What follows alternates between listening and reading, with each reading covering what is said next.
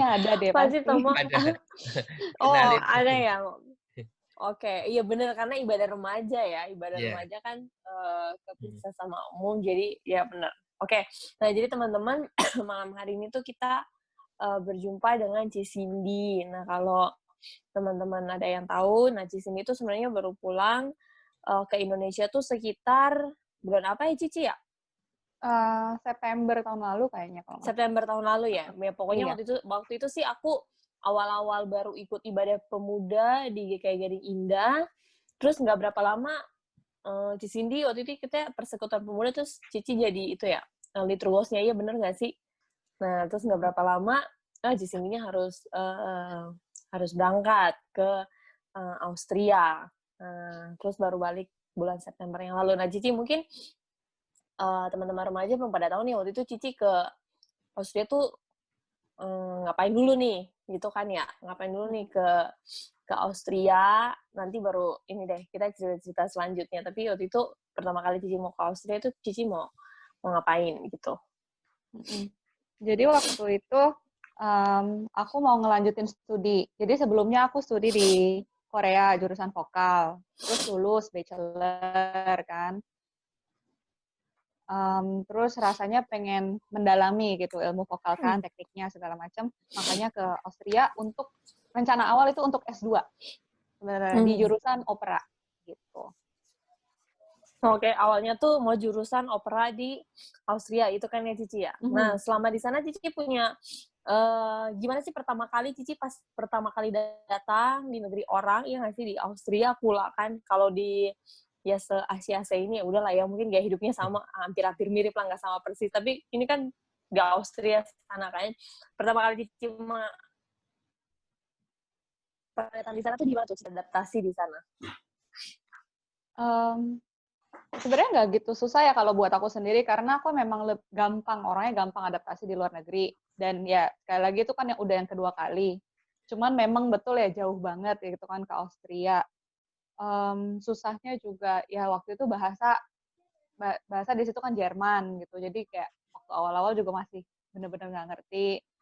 Terus harus apa ya, ya tinggal sendiri gitu, apa-apa harus sendiri, masak segala macem gitu harus sendiri.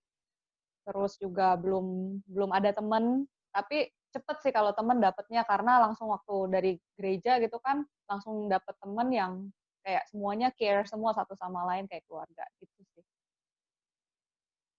Oke, Ci. Jadi, apa ya, biasanya kan kalau kita pertama kali sampai di satu wilayah tuh kita menyesuaikan diri, kita beradaptasi gitu rada-rada sulit, tapi syukurlah waktu itu Cici bisa melewatinya dengan baik gitu kan ya. Nah, Mhm, Cici, mhm. selama Cici ada di Austria itu tuh, kira-kira apa kendala yang Cici alami waktu itu, waktu mau, melakukan S2, mau ngambil S2 opera itu tuh Cici apa sih pengalaman, tantangan apa yang Cici dapetin pas di sana?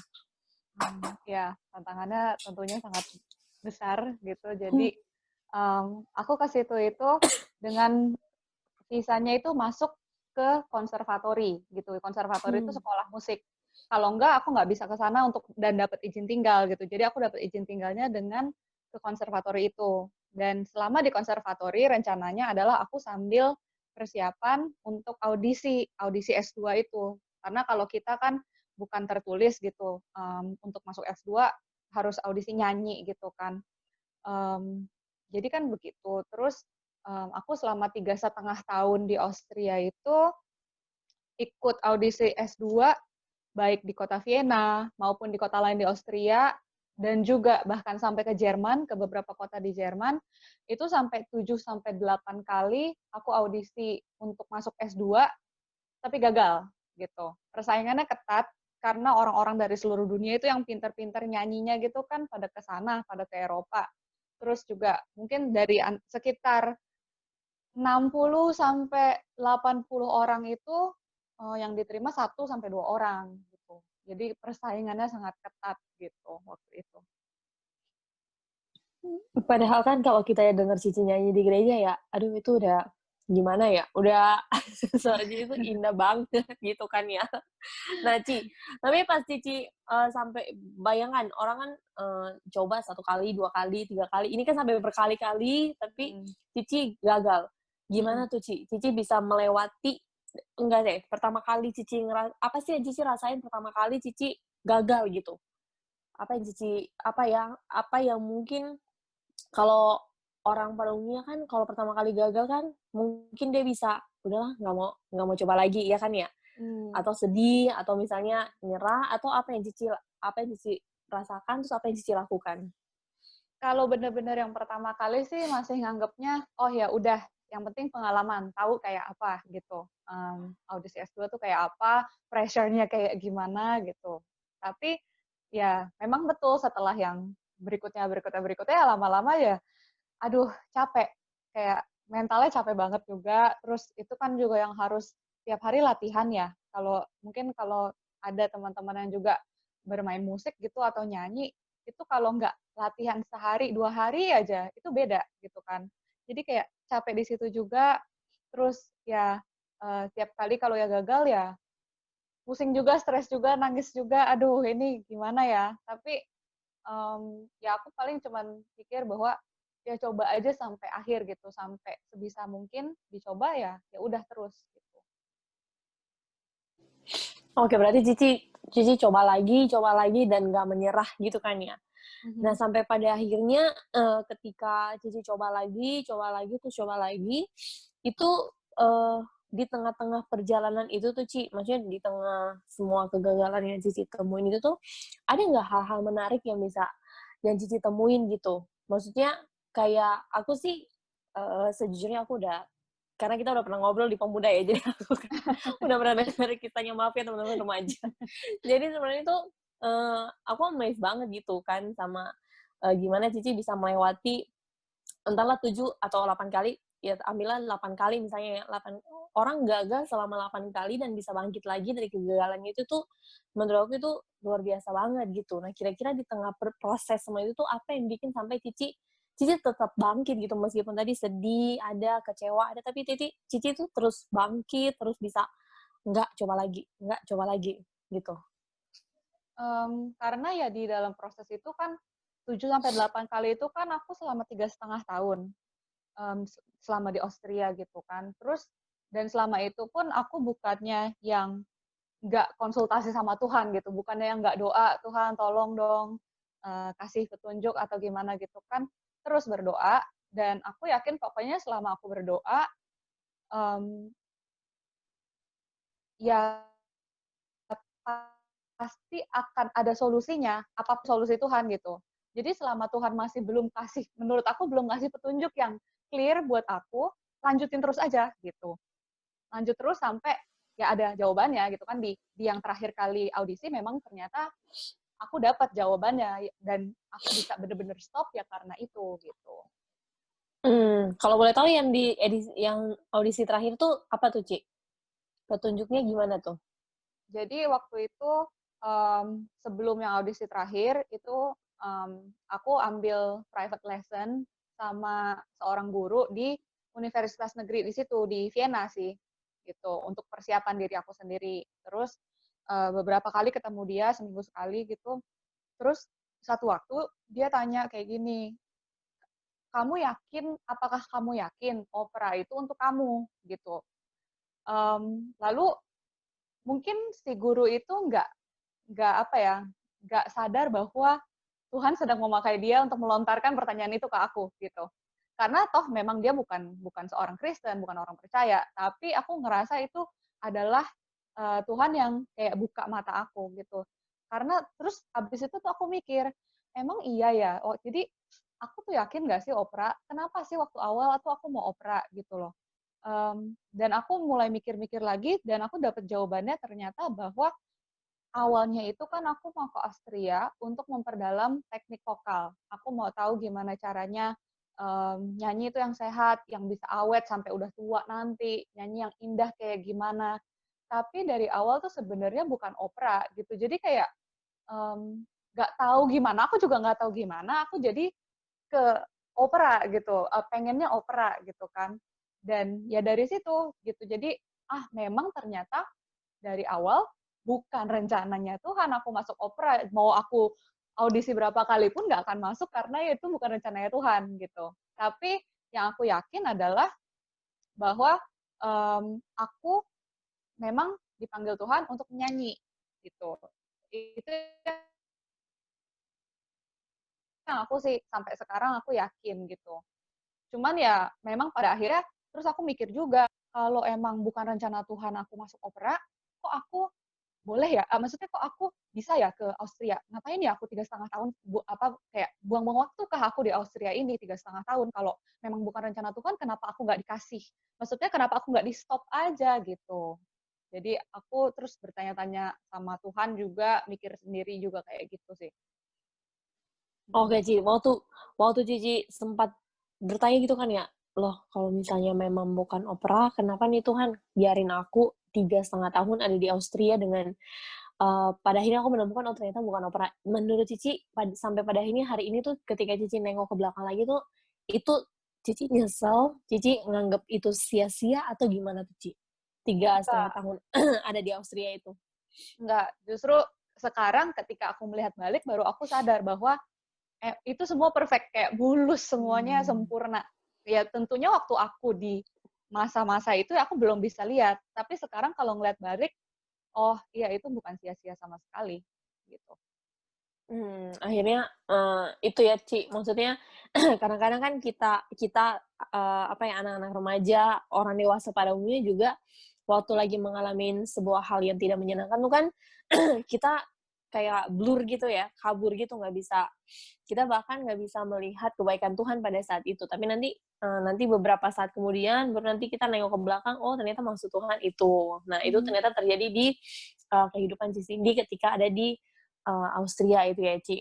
Nah, waktu Cici balik ke Indonesia, apa ya, waktu menghadapi orang-orang nih, misalnya nih, kan ini biasanya anak-anak remaja itu takut melakukan kesalahan. Aku sih pribadi di sekolah tuh lagi mencoba untuk apa ya, menanamkan supaya anak-anak tuh jangan takut salah gitu ya. Betul, Tapi betul. kan kadang-kadang kan kita kan apa ya, terpola mungkin ya dari sekolah tuh jangan pokoknya nggak boleh salah, gitu kan ya. Nggak boleh salah, kalau kamu salah kamu, tamatlah riwayatmu, gitu-gitu ya. Apalagi gagal, pokoknya hal-hal yang tidak menyenangkan tuh orang takut gitu. Nah, kira-kira Cici bisa bagi apa nih tips buat anak-anak remaja ini ketika Cici, ada di fase gagal tadi, tapi itu ya sekarang Cici seperti ini gitu. Kita toh tetap masih bisa mengagumi mengagumi Cici gitu kan ya. Nah, itu ada nggak, Ci, pas balik ke Indonesia kan pasti kan orang ada yang nanya gitu-gitu kan ya. Nah, itu Cici bisa nggak bagi tips and triknya biar kita tuh jangan takut berada di situasi-situasi yang terlemah tuh kita jangan takut gitu. Pokoknya yang pertama ya harus jalan sama Tuhan gitu. Mhm. Lalu di dalam doa bawa pergumulan kita tuh apa yang mau kita putusin gitu. Um, Kalau misalnya kita berdoa sama Tuhan, kita konsultasi sama Tuhan, um, pasti nggak akan ada yang salah gitu. Jadi mungkin aku cerita lebih detail gitu ya. Kan tadi aku bilang bahwa aku tuh jadi berpikir kalau gitu sia-sia apa enggak gitu kan selama 3,5 tahun itu. Dan yang aku lakukan adalah aku menganalisa balik gitu. Aku lihat hidup aku. Waktu pertama kali aku ke Austria, apakah aku maksa Tuhan yang seharusnya memang bukan jalannya, tapi aku yang maksa. Jadi akhirnya aku boleh pergi gitu. Terus aku lihat dong, kalau secara finansial itu waktu pertama kali aku harus ke Austria, itu aku butuh 10.000 euro di tabungan. Yang sekitar kalau rupiah itu 150 sampai 160 juta. Dan aku bukan datang dari keluarga yang kaya gitu. Orang tua aku nggak bisa mengasih aku sampai segitu banyak uang gitu kan. Tapi ternyata Tuhan yang bukakan jalannya dengan mulus. Aku nggak minta-minta sama siapa. Aku cuman ya kalau ada orang tanya ya aku cerita tentang rencana ke depan. Dan ada satu orang gereja di Korea yang tanpa aku minta dia yang bilang, oh aku dukung gitu. Aku dukung rencana kamu dan aku yang akan support kamu gitu secara finansial. Dan dia yang provide aku sebanyak sekitar 8.000 euro yang berarti sekitar 120 juta rupiah gitu, tanpa minta balik apa-apa, gitu. Jadi kayak terus secara kalau aku lihat secara finansial, aku nggak maksa kok gitu, Tuhan aku nggak maksa, Tuhan yang kasih. Kayak gitu kan Tuhan yang kasih, bukan kebetulan dan bukan karena paksaan. Tuhan yang kasih. Berarti di awal itu aku bukan kesalahan aku ke Austria gitu kan, memang Tuhan yang bukakan jalannya. Terus juga waktu di Austria itu, ya lama-lama itu kan uangnya juga habis gimana pun ya, 10.000 euro lama-lama juga habis. Terus sampai di mana aku udah nggak punya uang dan ya, mmm, aku harus kerja gitu kan. Terus waktu aku cari kerja pun, itu juga bukannya aku yang cari-cari apply sini, apply sana, tapi cuman sekedar di asrama tempat aku tinggal, ngobrol sama teman-teman asrama, summer holiday mau ngapain gitu kan. Terus aku cuma bilang, "Oh, aku mau cari kerja," gitu. Nah, terus ada teman satu orang Rumania bilang, "Oh, aku ini baru kerja di startup company nih, perusahaan baru buka. Mereka lagi cari promoter. Kamu mau coba nggak? Coba aja," gitu. Aku coba, apply, diterima gitu kan. Padahal juga waktu itu susahnya adalah aku sebagai yang bukan warga negara EU, European Union, itu cuma boleh kerja 10 jam seminggu. Um, dan bahasa Jerman aku waktu itu kan juga masih kayak jelek banget gitulah. Dan gak banyak perusahaan yang mau hire orang kayak aku gitu. Tapi aku sebagai aku yang kayak gitu, aku diterima di situ. Bahkan bukan dengan apply-apply, cuman dikasih tahu, ini ada lowongan, coba aja gitu. Terus dari situ juga dapat kerjaan yang lain, kayak jadi cleaning lady gitu. Terus jadi waitress di restoran, dan semuanya itu bukannya aku yang daftar, orang yang tawarin, kamu mau coba nggak? Coba aja daftar gitu. Dan semuanya dikasih. Padahal waktu itu banyak teman-teman di sekitar aku, itu tuh yang kesusahan mau cari kerja, kerja sambilan tuh susah banget. Tapi aku kok ngerasa, Tuhan kok, iya ya, aku gampang banget cari kerja. Kalau mau dibilang kebetulan, nggak mungkin. Karena kalau namanya kebetulan, ya sekali mungkin kebetulan ya. Tapi ini sampai berapa macam pekerjaan, caranya begitu, gitu. Ditawarin aja dan diterima, gitu kan. Jadi kalau maksudnya secara keuangan juga selama di Austria lancar, puji Tuhan lancar. Dan yang paling penting menurut aku juga secara spiritualitas gitu. Um, aku memang dilahirkan di keluarga Kristen, tapi kan bukan berarti aku Kristen dari lahir gitu ya. Um, aku tuh bahkan baru merasa yang namanya jatuh cinta sama Tuhan itu waktu aku di Korea. Pertama kali kayak fall in love itu apa sih rasanya sama Tuhan? Itu waktu di Korea. Tapi Tuhan membentuk iman aku, terus juga relasi aku sama Tuhan semakin dekat itu ketika aku di Austria bersama dengan teman-teman pemuda lainnya yang dari berbagai negara juga. Itu di gereja kita di sana itu internasional, itu kita saling membangun. Jadi aku ngebayangin juga kalau misalnya aku nggak ke Austria, mungkin aku nggak dibangun sama Tuhan sampai kayak sekarang gitu. Jadi nggak mungkin lah salah gitu kan. Um, lalu pada akhirnya juga tetap bertanya ya, terus kenapa aku boleh ke Austria kalau gitu? Ya karena Tuhan mau kasih tahu aku bahwa dia punya rencana yang lain gitu. Dan anyway, Tuhan mengabulkan doa awal aku, yaitu untuk mengemban ilmu vokal yang lebih dalam, itu Tuhan kabulkan. Kan toh aku ke konservatori itu aku belajar, ya kan? Terus juga dapat ilmu yang dalam di situ. Jadi Tuhan kabulkan semuanya, dan betul kalau kata orang, mungkin orang-orang di sekitar akan lihat dari luar, oh Cindy ini ya udah 3,5 tahun ke luar, cuma buang-buang uang, nggak dapet title gitu kan, nggak ada gelar masternya, buang-buang waktu juga 3,5 tahun. Tapi um, aku yakin dengan rencana Tuhan. Jadi kalau untuk teman-teman remaja pun, sebelum terpengaruh sama orang-orang lain di sekitar, yakinlah dulu kamu sama Tuhan gitu. Kita sama Tuhan tuh kayak gimana. Pokoknya kalau misalnya kita jalannya sama Tuhan, udah yakin aja, pasti bener deh gitu. Walaupun ya mungkin kesuksesan di mata Tuhan itu mungkin jadi kegagalan di mata orang, nggak masalah, toh itu hidup-hidup kita gitu. Ngapain kita pusing sama orang-orang lain? Itu sih.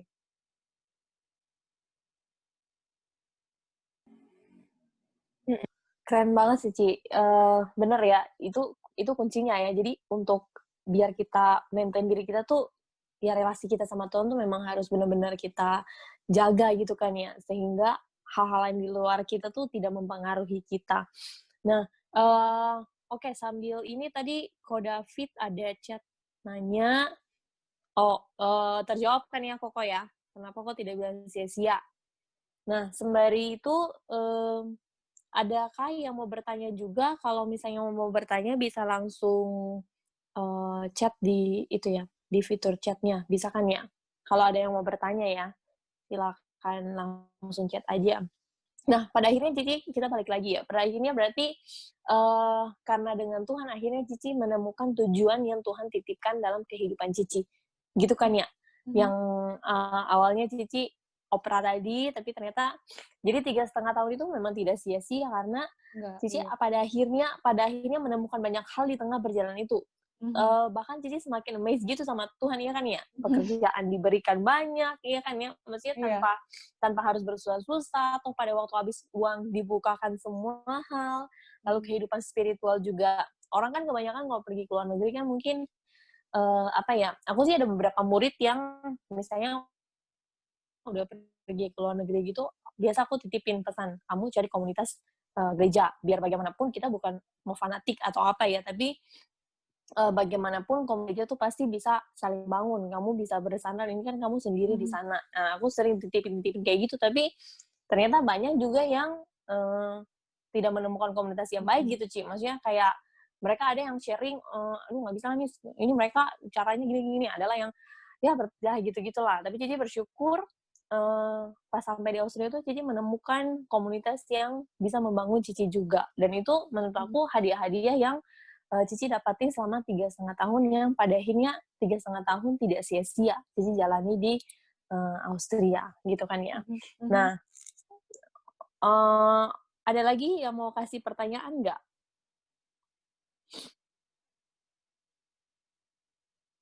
Ada yang mau kasih pertanyaan untuk Ci Cindy?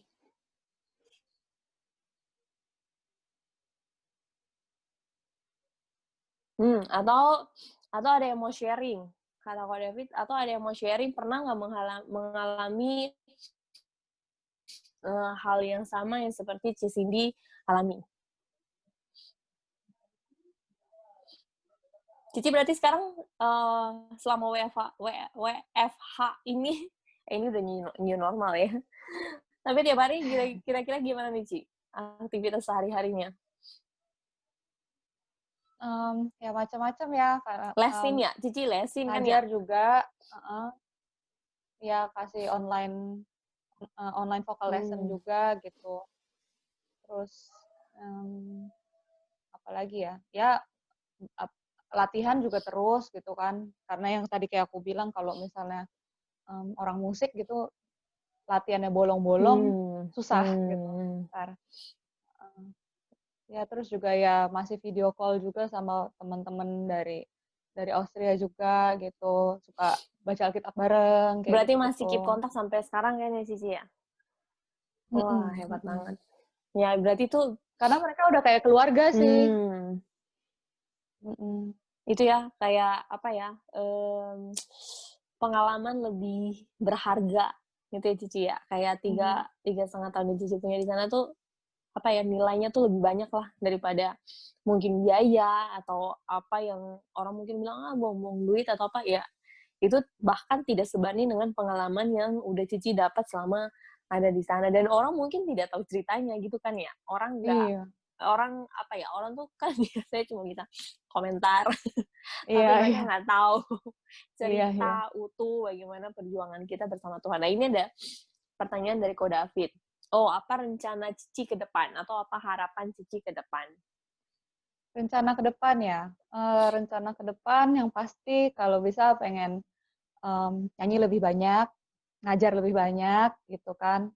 Terus juga, sekarang ya masih ada project pribadi gitu yang aku ngerasa juga Tuhan yang reveal ke aku untuk, ya membuat lagu-lagu lewat ayat-ayat Alkitab gitu, aku juga lagi bikin kayak gitu-gitu. Ya paling kalau mau ditanya rencana ke depan ya kayak gitu, tapi, karena sekarang lagi dijalanin dan bukan ngeliat ke belakang, jadi sama juga, aku juga ya blur juga sih gitu. Kan bedanya gitu kan, kalau kita lagi jalanin kita juga rada bingung. Jadi ini seperti apa yang harus diputuskan, harus kemana gitu. Beda dengan kalau misalnya udah selesai kita tinggal lihat balik, oh ngerti gitu. Sama sih, aku juga sekarang di tahap itu, cuman ya yang terus kayak tadi aja, pokoknya terus doa sama Tuhan, tanya ini bener apa enggak, lanjutin, lakuin apa yang kita bisa gitu. Yang jangan sampai, dan memang itu challenge yang paling besar buat aku adalah jangan sampai aku jadi um, nunggu doang gitu, nggak ngapa-ngapain, doa terus nunggu udah nggak ngapa-ngapain gitu. Nah kalau kayak gitu sih ya memang salah ya. Jadi kita kalau misalnya emang punya rencana, kita berdoa dan lakukanlah apa yang kita bisa gitu.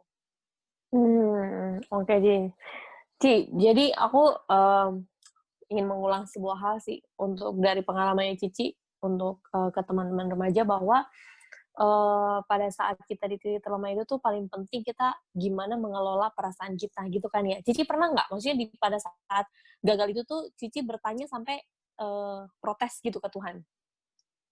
Kalau bertanya doang kan ya wajar ya, tiap orang bertanya ya. Tapi bahkan sampai punya perasaan, pernah nggak di titik itu pernah punya perasaan protes nggak sama Tuhan?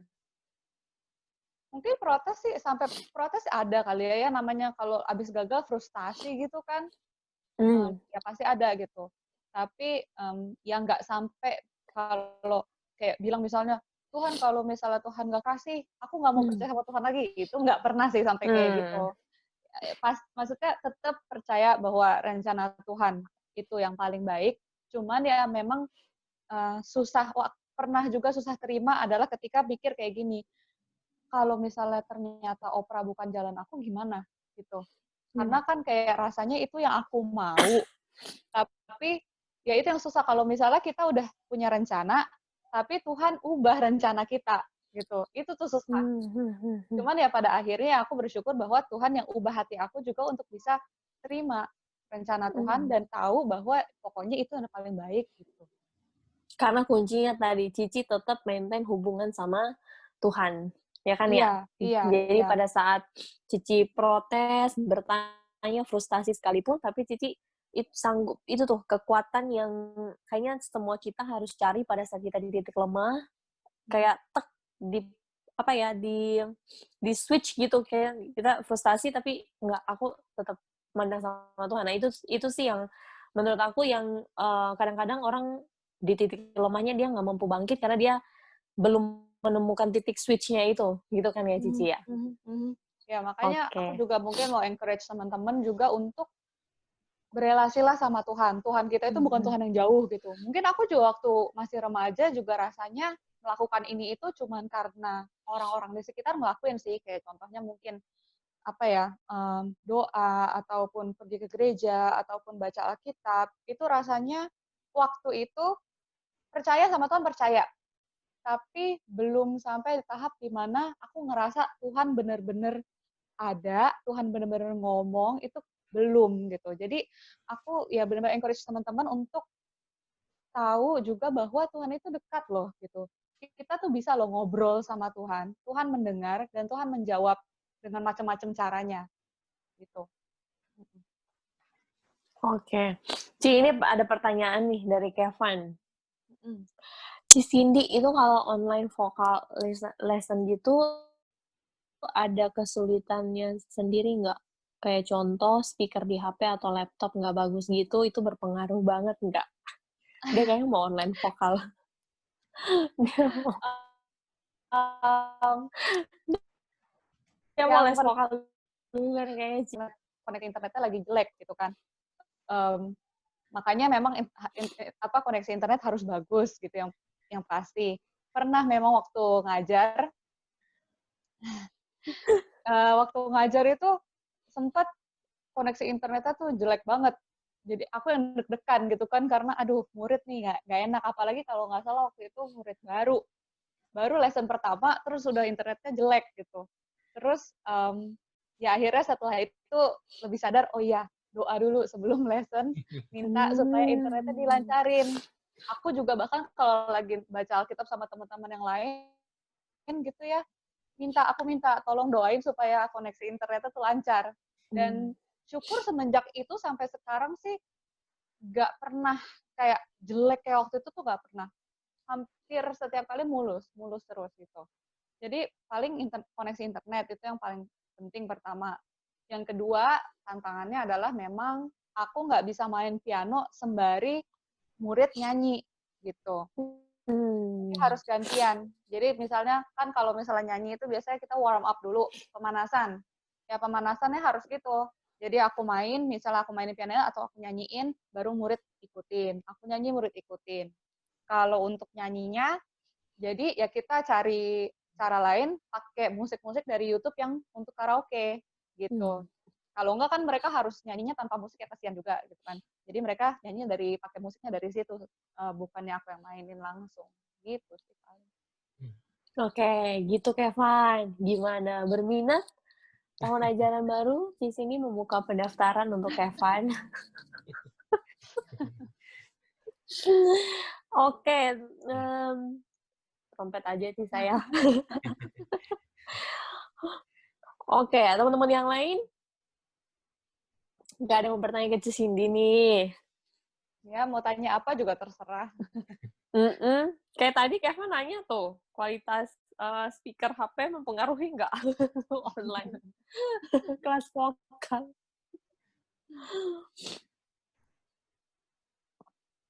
Oke, tampaknya nggak ada yang bertanya. Si ini nggak ada ya? Si siapa ya? CP nggak ada CP. Nggak ada. Adrian juga nggak ada. Biasanya Adrian tuh, tukang nanya. Iya, Adrian nggak ada, bener. Mungkin ada yang anak-anak mau itu, katek. Yang kelas katek ada beberapa ya. Oh, ini udah mau katek kok. Jam 8 ini sih. 8. Oh, kurang 18 menit lagi. Nggak apa-apa Oke, kalau mamanya kelas katek. kalau gitu kalau misalnya nggak ada lagi yang bertanya, remaja. Aku takutnya karena aku udah tahu kisahnya nih, jadi karena aku udah tahu, terus aku skip nggak nanya gitu. Tahu apalagi ya? Enggak, soalnya kalau misalnya memang habis tinggal di luar, sebenarnya kalau mau dibilang pengalaman yang bisa diceritain tuh banyak gitu kan. Jadi kalau ambil satu apa ya? Paling waktu kerja yang jadi cleaning lady itu di kantor temen, itu kayak sama, itu juga mungkin orang banyak mikirnya ngapain jauh-jauh cuma jadi cleaning lady gitu kan, ke Austria, ke Eropa cuman jadi tukang bersih-bersih gitu kan rasanya. Cuman dari situ pun juga ada pelajaran yang bisa diambil, bahwa yang sebelumnya itu termasuk dimanja, karena ya kalau di Indonesia di rumah aku nggak perlu ngapa-ngapain gitu kan, masak dimasakin, terus juga yang bersih-bersih rumah ada gitu kan, nggak perlu nyuci baju sendiri, nggak perlu nyuci piring sendiri. Nah sekarang di situ juga belajar gitu kan, di asrama harus masak, waktu jadi cleaning lady itu juga belajar bersihin toilet gitu, terus pakai vacuum cleaner, dulunya juga nggak ngerti, sekarang jadi ngerti gitu. Dan sangat ngaruh ketika aku balik lagi nih sekarang habis dari Austria, jadi bisa ya mandiri, terus juga kadang masih juga masak, terus juga sekarang lagi nggak bisa ada pembantu, ya semua dikerjain sendiri kan, cuci baju, cuci piring, vacuum cleaner kayak gitu. Mungkin kalau buat teman-teman yang udah mandiri sih nggak ada masalah ya, tapi dulu aku juga termasuk mungkin anak Kelapa Gading kebanyakan kayak gitu kan, nggak tahu manja gitu, bukannya dimanjain sengaja sih, tapi emang kayak udah lifestyle-nya kayak gitu, dan ya ternyata memang nggak sehat ya lifestyle kayak gitu. Jadi ya belajar banyak juga dari bersih itu gitu. Iya. Hebat ya, Cia. Aku memang, kalau aku pernah ingat cerita dosen-dosen aku sih, mereka bahkan sambil riset gitu, mereka bahkan itu, nyuci piring, tapi mereka bukan nggak mau cari pengalaman, duit tambahannya katanya gede banget gitu kan. Katanya gede banget duit tambahan, padahal cuma cuci piring gitu. Kalau di Indonesia kan kita mungkin kayak, apaan sih jadi gitu Iya, kan ya. iya. Nah itu memang Iya, emang bener mindset sih. kita. Kalau di sana memang aku kerja cleaning lady itu sebenarnya jatuh per jamnya jauh lebih besar daripada kerja sebagai waitress ataupun jadi promoter itu. Jauh lebih besar per Gitu. jamnya. Karena di luar sana dihargain gitu kan ya, Cici ya. Iya. Kalau di kita sini kan, nah itu, pola pikir kita, mindset itu masih, kita nggak menyalahkan ya, kita hidup di Indonesia, nggak ya, kita bersyukur kita di Indonesia, tapi ya itu kita bisa belajar sih untuk, mulai menghargai bahkan hal-hal kecil yang kadang-kadang dipandang sebelah mata, oh ternyata itu nggak seperti itu seharusnya yang kita pikirkan. Oke, Cici, dari Johan. Si Cindy, ada pesan atau petuah nggak untuk teman-teman yang mungkin nantinya akan sekolah atau belajar di luar negeri? Johan mungkin ketika corona selesai ini dia mau ke Amsterdam kali, Ci. Ada nggak nasihat atau petuah untuk? Iya, itu sih paling yang pertama itu komunitas ya. Karena nanti ketika kita, maksudnya baru pertama kali keluar negeri itu banyak juga di antara ya anak-anak remaja yang baru ke luar negeri itu jadi ngerasa bebas gitu, bebas banget. Terus tiba-tiba jadi liar gitu kan. Tapi ya bijaksanalah gitulah. Jangan ikut-ikutan yang kayak gitu sebisa mungkin. Kita juga bikin pilihannya tuh yang benar gitu kan. Kalau udah keluar negeri kan kita harus lebih dewasa, bukan orang tua juga kan nggak ngeliatin kita. Justru karena itu harus lebih berasa, oh berarti aku punya tanggung jawab sendiri. Bikinlah keputusan yang baik, jangan sampai malu-maluin negara sendiri juga. Kalau kita di luar negeri tuh juga bawa nama negara loh gitu. Jadi ya berhati-hatilah gitu, jangan sampai aku nggak sebut nama atau siapa gitu, tapi aku juga pernah punya junior yang tiba-tiba ke luar negeri, lalu dia mabok-mabokan, lalu dia tidur-tiduran di depan McD gitu. Itu kan maksudnya memalukan, bukan dia sendiri, bukan cuma keluarga sendiri, tapi kalau orang tahu bahwa dia orang Indonesia, itu juga memalukan nama negara gitu. Jadi hati-hati. Kalian di luar negeri itu bawa nama sendiri, nama keluarga, nama negara gitu. Oke, thank you, Ci. Nah, karena kita udah mau doa syafaat, terus ada yang mau katek nih, Ci. Jadi ada nggak hal yang paling terakhir yang ingin Cici bilang dari tema kita hari ini, dari semua pengalaman Cici yang ingin Cici kasih ke teman-teman remaja? Kayak semacam closing statement lah. Pokoknya teruslah kalau mau buat bikin keputusan apapun itu besar ataupun kecil, bergantung sama Tuhan.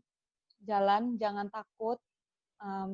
Kalau kita bergantung sama Tuhan, walaupun mungkin orang-orang di sekitar bisa bilang bahwa kita gagal atau apapun itu yang jelek, tapi kalau kita bergantung sama Tuhan, pokoknya Tuhan akan membawa itu menjadi sesuatu yang baik. Dan kita akan tahu bahwa itu adalah sesuatu yang baik. Sama seperti lagu yang tadi kita nyanyi di awal, dan dari Yeremia 29 ayat 11 juga itu sama. Gitu. Put into practice lah itu semua. Oke, terima kasih banyak Ci Cindy untuk sharingnya di malam hari ini. Nah, kita akan menutup doa malam kita. Saya kembalikan kepada Ko David. Yeah. Terima kasih ya. Satu hal yang terpenting gitu kan ya, jangan takut untuk mencoba gitu kan ya. Karena kalau aku melihatnya, meskipun kadang kita bisa salah gitu kan ya, tapi Tuhan itu luar biasa. Apa yang bisa salah itu bisa dijadikan sebuah pengalaman yang luar biasa gitu kan. Kan tadinya kan Cindy kan milihnya kekeh maunya ke opera gitu kan, ya sudah dikasih gitu kan ya.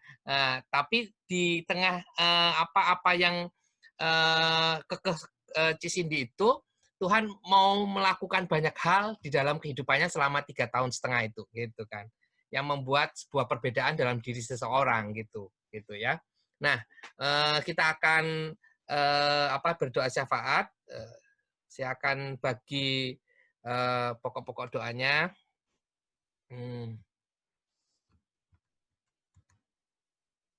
Nah, bentar.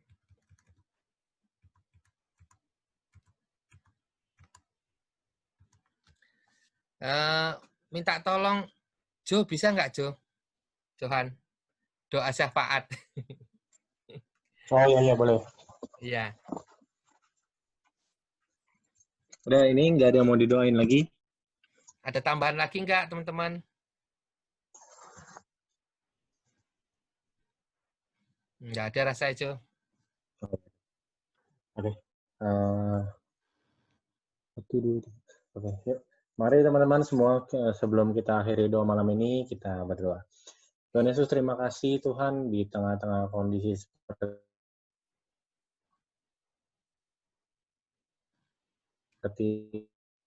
ini, Tuhan masih memberikan kami kesempatan untuk berkumpul. Tidak bisa, masih boleh diberikan kesempatan untuk berkumpul via media yang ada, Tuhan.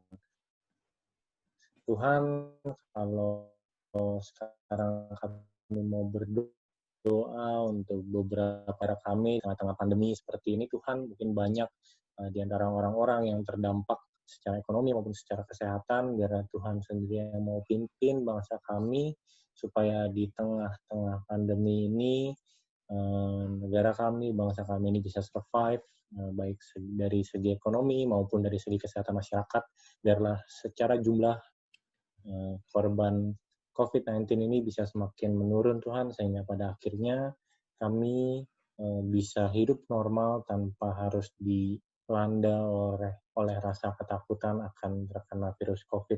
Kami juga berdoa mungkin untuk orang-orang di sekitar kami yang terkena dampak secara ekonomi, biarlah Tuhan yang membantu mereka, Tuhan yang memelihara mereka, sehingga pada akhirnya semua bisa berjalan dengan baik.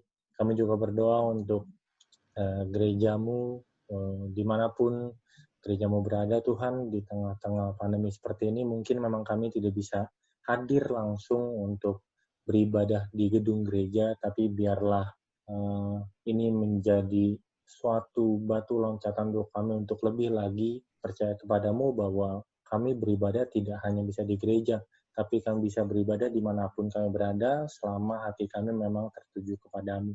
Kami juga berdoa untuk ibadah gabungan GKI Gading Indah di tanggal 14 ini, supaya semuanya bisa berjalan dengan baik, walaupun semua berjalan dengan online, tapi setiap umat yang menonton ibadah online tersebut bisa lebih terberkati dan bisa merasa bahwa Tuhan memang hadir dalam setiap hidup kami. Kami juga berdoa untuk pribadi-pribadi yang sedang sakit atau sedang recovery, ada Audrey, dan juga mungkin yang lain yang tidak bisa kami sebutkan, biarlah Tuhan yang mau hadir di dalam setiap pribadi yang sedang lemah, dan Tuhan yang mau memulihkan juga.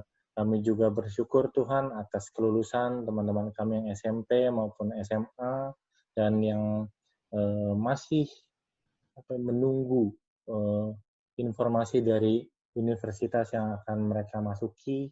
Kami berterima kasih bahwa teman-teman kami sudah boleh lulus, sudah boleh berhasil melewati jenjang yang ada. Biarlah teman-teman kami ini boleh lebih lagi belajar untuk lebih bertanggung jawab lebih baik di jenjang berikutnya, dan Tuhan juga yang boleh memberikan mereka univ maupun sekolah yang terbaik untuk mereka.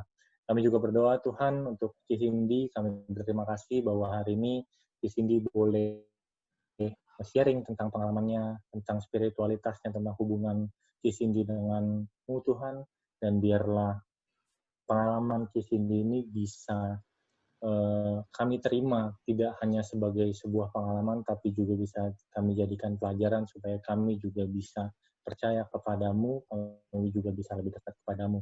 Inilah doa kami Tuhan, kami menyerahkan semuanya ke dalam tangan-Mu, dalam nama Yesus kami berdoa, amin.